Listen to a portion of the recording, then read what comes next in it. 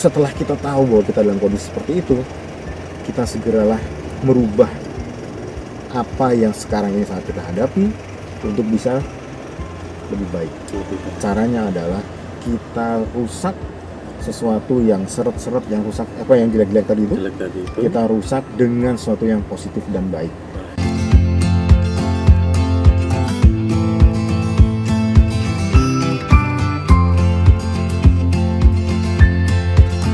Baik teman-teman, selesai sudah tadi kita selepas sholat zuhur bareng dengan Pak Novel. Menurut saya inspiratif. Sholat bersama dengan orang-orang yang inspiratif. Jadi nanti kita bisa ke bawah. Baik Pak Novel, selanjutnya ini nih Pak Novel. Banyak ya, ini tentunya kehidupan di kita di sini ini kan ada orang yang berhasil dan ada orang yang tidak berhasil.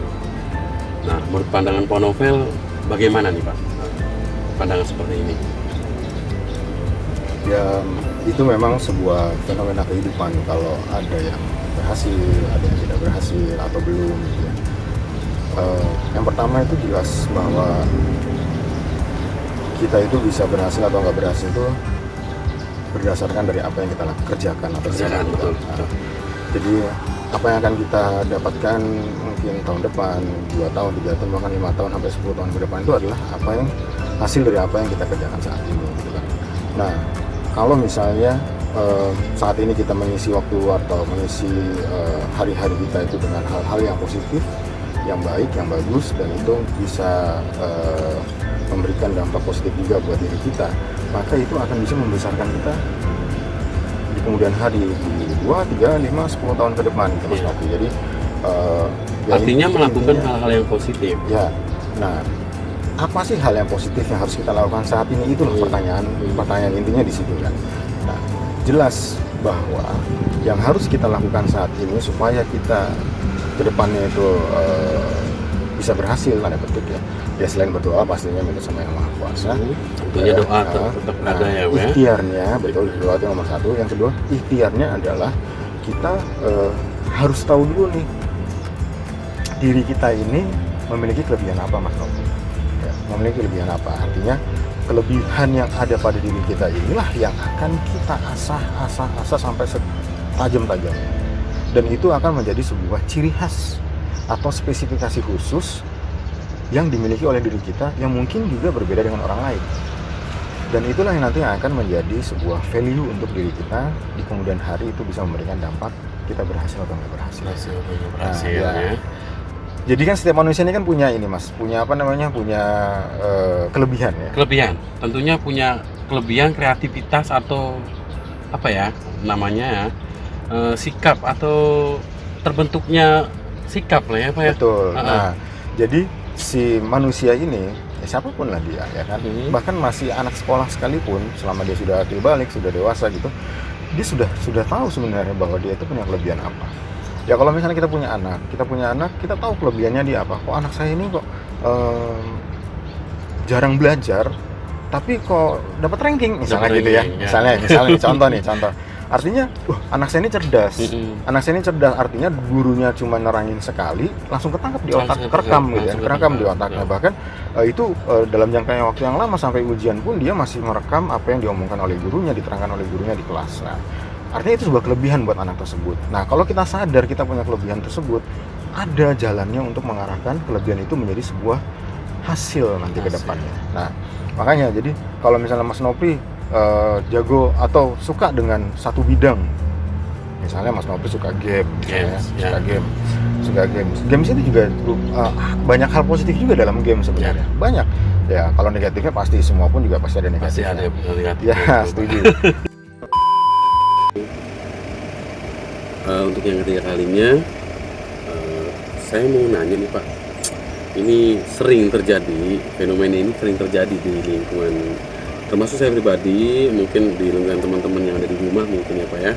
Jadi ada orang yang memang kehidupannya itu semuanya serba lancar Pak, mulai dari rezeki, ya, kerjaan, dia tidak pernah menemukan kesulitan, artinya lancar terus. Dan ada orang yang memang dia itu menemukan sering masalah, sering kesulitan, rezeki, ekonomi, pekerjaan, sering sekali. Dan sering itu saya lihat di masyarakat atau lihat di teman-teman atau kawan-kawan saya pribadi itu, mungkin teman-teman yang di rumah itu. Menurut Pak Nobel, fenomena ini pandangannya seperti apa, Pak? Sebenarnya fenomena ini fenomena yang alami, Mas Nopri. Ya. Karena Artinya banyak orang yang mengalami hal ini ya, Pak. Alami. Dalam kehidupan itu pasti ada kita melihat, bahkan mungkin nggak usah jauh-jauh, mungkin orang sekitar kita atau mungkin diri kita sendiri adalah contohnya. Kita itu sering dapat cobaan terus gitu ya. Terus itu satu sisi. Terus di sisi yang lain ini dengan orang yang sama ya, sisi yang lain kita sering banget juga ngerasain kok gampang banget nyari duit, kok saya closing terus ya, misalnya gitu ya. Kalau kita sebagai jualan atau marketing, kok toko saya kok rame terus ya, apa gampang banget nyari duitnya, ada masanya seperti itu kan. Nah itu sebenarnya fenomena yang alami, cuman dari yang kejadian seperti itu sebenarnya itu kita ini sebenarnya dalam hidup ini sedang menjalani sebuah bab kehidupan. Ya. Setiap manusia itu punya bab kehidupan masing-masing. Sebenarnya punya bab kehidupan masing-masing sendiri. Saya juga punya bab kehidupan saya sendiri gitu kan. Orang lain juga seperti itu. Jadi semenjak kita lahir, kita brojol pertama kali, gitu ya. Di hari kita lahir itu, di zaman kita lahir itu, itulah dimulailah kita yang namanya bab kehidupannya si Fulan bin Fulan, Fulanah binti Fulan gitu kan. Nah itulah di sini. Jadi di situ kita mulai menjalani sebuah bab kehidupan. Bab satunya apa, bab duanya apa, bab tiganya apa. Bahkan yang namanya saat ini kita ketemu nih Mas Nopri. Ya, ini saat ini kita ketemu di kota ini ya, di Cirebon gitu kan. Terus kita ngobrol sekarang ini sebenarnya ada di bab kehidupan kita Mas Nopri. Ada di bab kehidupan ya, setelah tidak sadar ya. Bab kehidupannya Novel dan bab kehidupannya Nopri. Ada, dan itu sudah tertulis di sana dan kita tinggal jalanin semua. Ya. Nah sekarang pertanyaannya adalah, kalau saat ini saya adalah orang yang kurang beruntung terus, selalu susah, selalu dapat masalah terus, apakah bab kehidupan saya ini bisa saya rubah untuk menjadi lebih baik? Itu kan pertanyaannya sebenarnya kan. Bisa. Selain dengan berdoa ya, berdoa itu udah pasti, itu nomor satu lah. Ya, kita sebagai orang yang beragama, kita harus berdoa kepada Tuhan. Ya, kalau yang muslim kepada Allah Subhanahu wa taala, supaya kita mendapatkan apa yang sesuai dengan yang kita inginkan pastinya kan. Kita sama yang punya kuasa. Cuman ikhtiarnya apa gitu loh. Ikhtiarnya apa? Usahanya apa, ikhtiarnya apa yang harus kita kerjakan, apa yang harus kita lakukan, kita harus seperti apa, kita harus bagaimana. Itu kan pertanyaannya kan. Betul.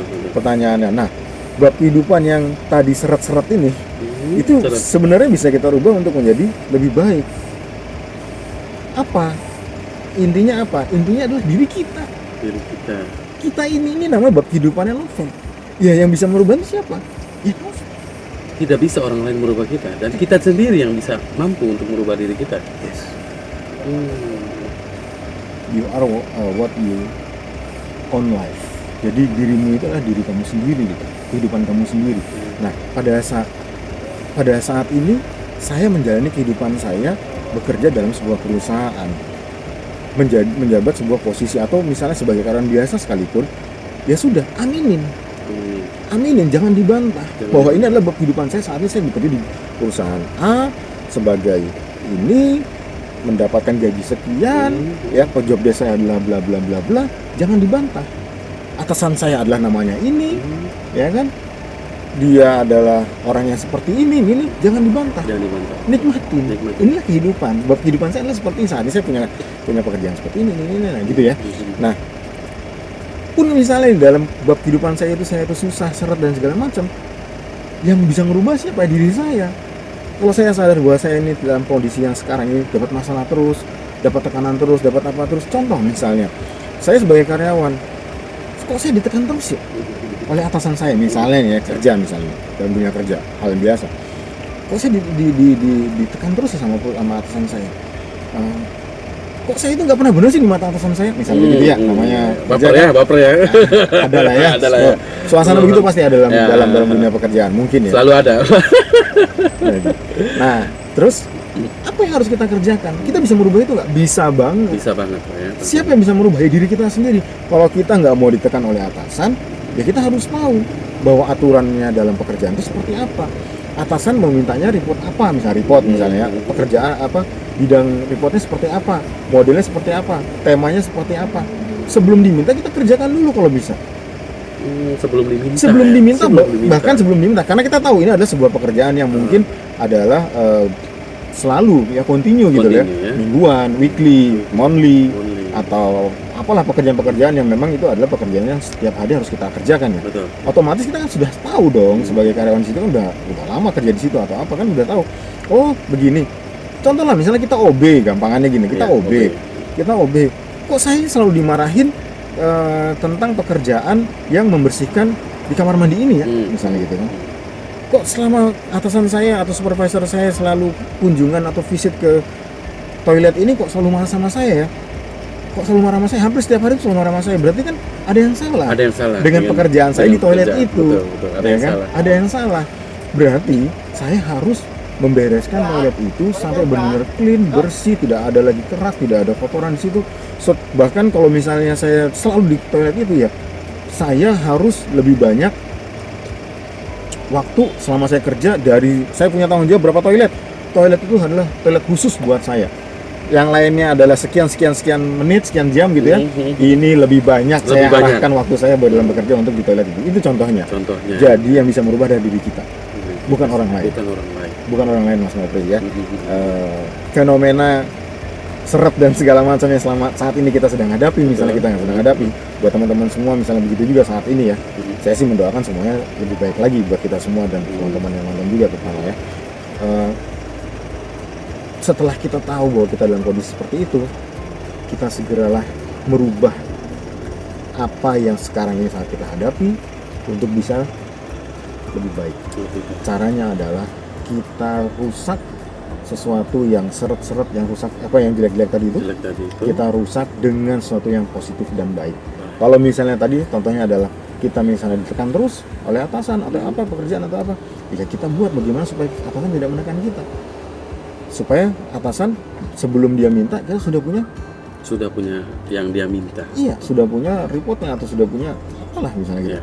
Misalnya kenapa kok saya punya bisnis kita punya bisnis gitu ya. Terus kenapa kok customer selalu komplain gitu ya? Komplainnya tuh nggak jauh-jauh dari itu gitu. Berarti kan ada salah di bidang yang itu. Ada salah yang di bagian itu ya. Part yang itu kita salah gitu. Karena sering terjadinya komplain. Iya, komplain. Benahi itu komplain. Benahin di situ.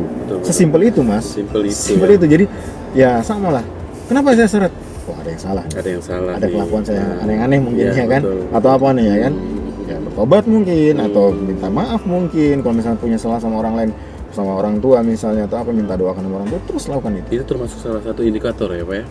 Daripada itu, daripada kesulitannya itu ya. Jelas. Kelakuan kita itu termasuk indikator. Ya orang tua minta restu atau minta doa itu udah harus. Itu salah satu indikator daripada kesulitan yang dihadapi. Ya. Jadi sebenarnya kita mau apa enggak? Mau minta maaf apa enggak dengan orang yang pernah kita sakiti? Atau kita melakukan hal yang negatif, mau merubah yang negatif itu jadi positif apa enggak?